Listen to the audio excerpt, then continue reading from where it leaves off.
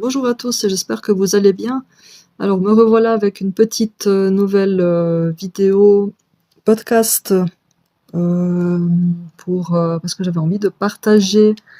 euh, j'avais envie de partager. Alors, je sais pas comment je vais commencer ça, mais j'avais envie de partager avec vous aujourd'hui euh, une particularité en fait qu'il y a sur les réseaux sociaux. Je sais pas pour des personnes qui ont pu s'apercevoir déjà depuis un moment, hein, et ça circule beaucoup, surtout auprès des jeunes, hein, sur les réseaux sociaux, sur des posts.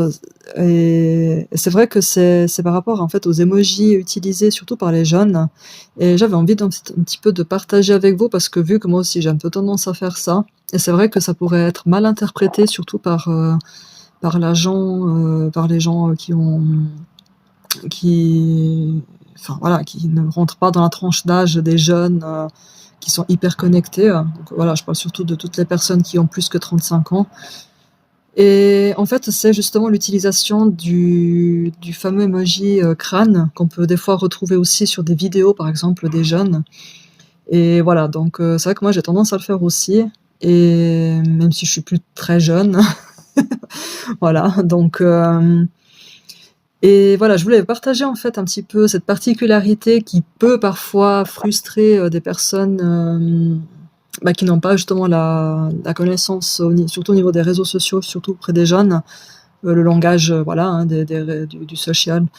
Et voilà, c'est l'utilisation de ce crâne. Donc effectivement, le crâne, en fait, ça a pris. Alors voilà, donc bon, je vais ne pas rentrer dans les détails par rapport à son utilisation qu'on en a fait à travers les siècles, parce que là, le podcast, il pourrait durer facilement 1 heure, voire même plus, hein. Donc, je vais pas trop rentrer dans les détails, surtout moi, car sinon je vais risquer encore de partir un petit peu dans des explications analytiques et ça risque de prendre beaucoup plus de temps que ce que j'en ai là à disposition. Et voilà, donc l'idée en fait c'est juste de recontextualiser de manière assez brève donc l'historique. Donc le crâne, il a pris justement des connotations assez. Alors juste petite parenthèse, une petite aparté, j'ai fait justement un post sur mon Facebook où j'ai déjà un petit peu expliqué parce que c'est vrai qu'en fait ça peut frustrer des personnes surtout quand on ne sait pas vraiment.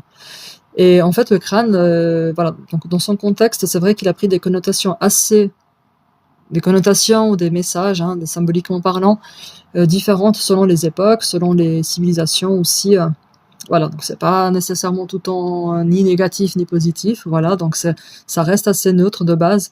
Mais encore une fois, ça dépend tout dans quelle période, quel contexte historique, société aussi, hein, culture, il est utilisé. Voilà, donc c'est vrai qu'il y a eu, par exemple, dans le monde occidental, le crâne, par moment, a été utilisé comme un symbole de rappel qui est relié à la vanité. Voilà, donc par moment, on a aussi représenté le crâne comme étant, par exemple, spécialement rattaché à tout ce qui était gothique, par exemple.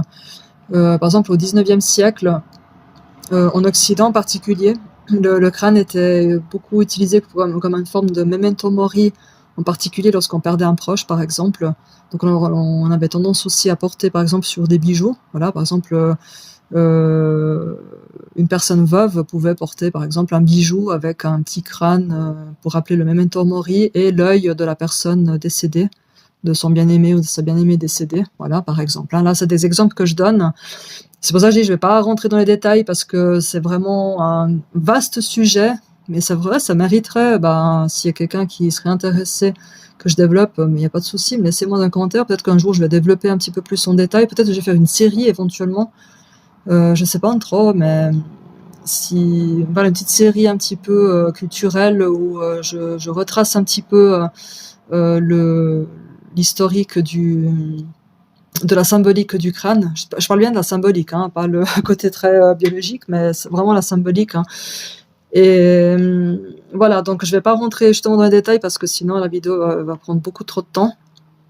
Mais voilà, donc c'était pour dire qu'effectivement, à travers des siècles, le crâne, l'usage du crâne du crâne humain donc, hein, a pris beaucoup de connotations assez variées, différentes.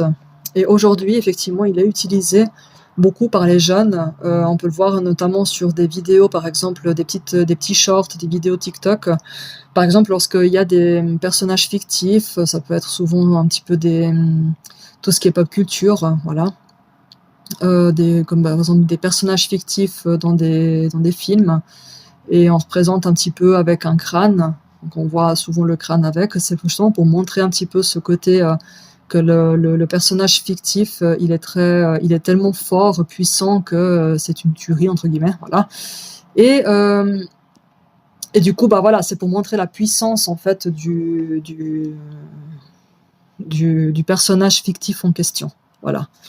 En tout cas, selon le jeune qui publie la vidéo, qui fait l'édit, voilà, donc les edits, hein, les fameux edits, c'est justement les montages vidéo short. Oui, voilà, c'est en anglophone, on dit ça edit. Et on utilise aussi beaucoup le crâne, par exemple, pour, en fait, ça a remplacé le fameux emoji du petit emoji jaune là, le petit bonhomme jaune qui rigole. Voilà, donc il a remplacé, parce que voilà, il y a le mort de rire, hein, le fameux mort de rire, et du coup, ben voilà, ça a remplacé, parce que ben voilà, forcément les emojis, comme pour tout, ben il y a des périodes où c'est très utilisé, et puis tout d'un coup, des fois, ça peut être un petit peu démodé. Et du coup, bah, le crâne, il a remplacé en fait le petit emoji qui rigole vraiment en mourir de rire. Voilà, en gros, c'est ça. Et on remplace parfois avec le crâne. Donc c'est vrai que si vous tombez, par exemple, hein, pour les personnes effectivement qui, voilà, si vous ne saviez pas trop l'usage du crâne, des fois dans des posts et tout, enfin voilà, vous tombez dessus, puis vous êtes là, mais pourquoi ils utilisent des crânes et tout? Il y a rien de morbide derrière. C'est clair. C'est juste, mais vraiment au niveau symbolique, c'est que, bah voilà, il y a eu un remplacement pour éviter le côté, parce que voilà, l'emoji qui rigole, c'est devenu un petit peu trop old school maintenant sur les réseaux sociaux. Du coup, on remplace par le crâne, parce que vraiment, là, on est vraiment tellement mort de rire que, bah, voilà, hein, il y a le mot, comme vous pouvez imaginer, voilà. Et puis du coup, ben, ça remplace. Et il y a aussi, ben voilà, les jeunes, en particulier dans leurs edits, lorsqu'il s'agit de représenter un personnage fictif qu'ils aiment beaucoup, qu'ils affectionnent et tout, bah ils mettent le crâne, parce que justement ça évoque, symboliquement parlant, le côté puissant, presque mortel, hein, dans le sens vraiment qu'il est puissant et tout, du personnage fictif en question. Voilà, donc souvent c'est dans la pop culture, par exemple dans les films, les jeux vidéo et tout, et le personnage fictif, en l'occurrence, ça peut être aussi, c'est pas forcément un humain, ça peut être aussi, voilà, par exemple un monstre et tout, peu importe. Et du coup, ben, s'il est très puissant et tout, qu'il a des pouvoirs surnaturels, par exemple, ben voilà, la personne en question, le fan, hein, le jeune qui est fan, qui fait des edits, va mettre le crâne pour montrer.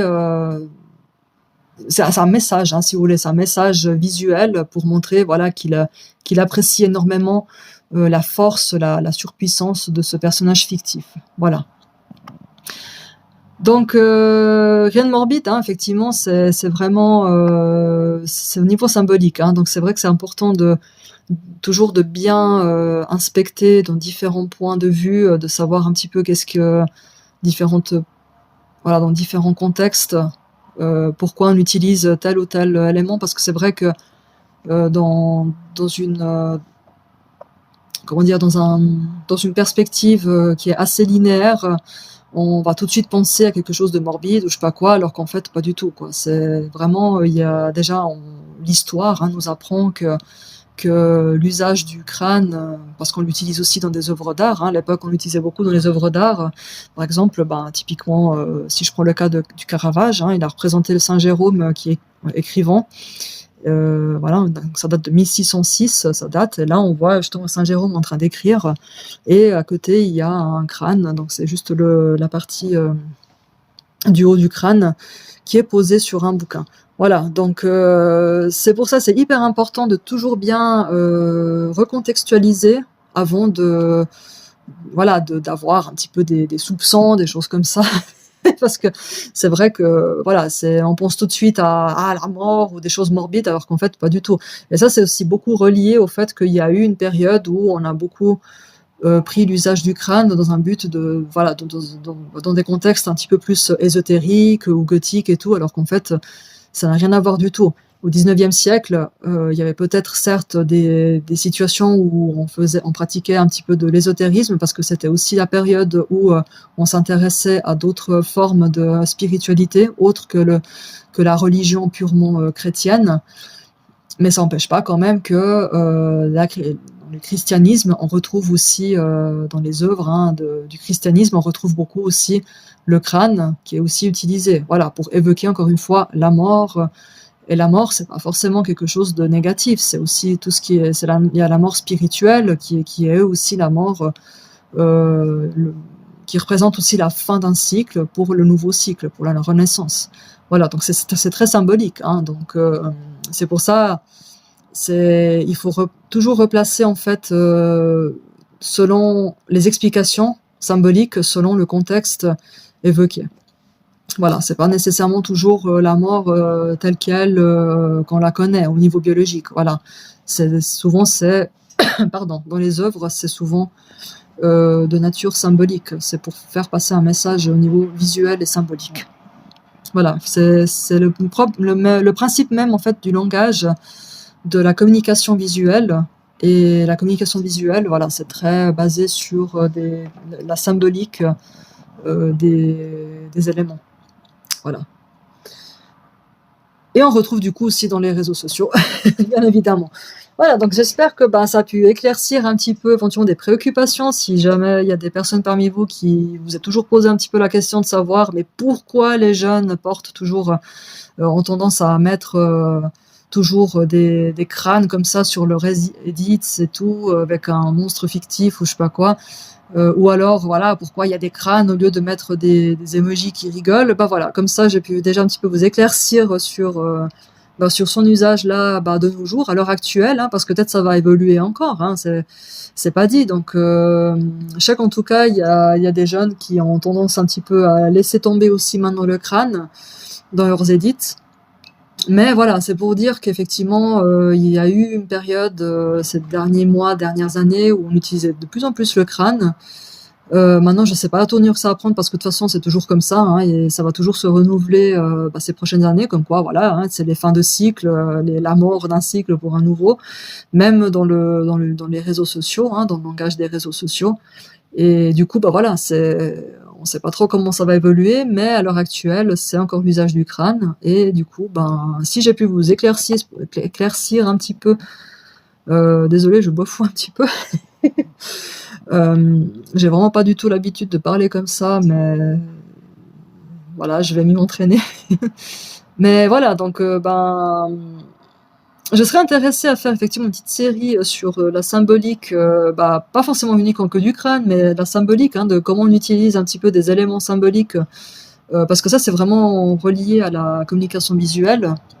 C'est en fait ce qu'on appelle justement la communication visuelle, hein, le langage visuel. Donc au lieu de passer des paroles, au lieu de passer des enseignements, des messages à travers des écrits, on passe effectivement des messages à travers des éléments, hein, donc et du coup ça devient des éléments symboliques. Mais c'est vrai que voilà, si on prend le cas du crâne, hein, si on reste dans ce contexte-là, dans cette particularité-là, c'est vrai que le crâne n'est pas toujours quelque chose de morbide. Voilà, donc c'est vrai que c'est hyper important de sortir un petit peu trop de ces cases très clichés ou très limitées, hein, des croyances limitantes, pour aller explorer un petit peu plus ce qui se passe, on va dire, dans l'ensemble, hein, de regarder toujours avec un point, avec un œil un petit peu en retrait pour analyser en fait toute la globalité. Voilà, donc sur ce, du coup, je vais gentiment clôturer là avec cette petite vidéo. Et puis, je vous retrouve à très bientôt avec avec un nouveau sujet peut-être, ou alors est-ce que je vais peut-être approfondir avec celui-là? Je ne sais pas encore, je vais y réfléchir de mon côté. Et puis, sur ce, je vous souhaite une très belle journée ou belle soirée, et je vous dis à tout bientôt. Ciao, ciao!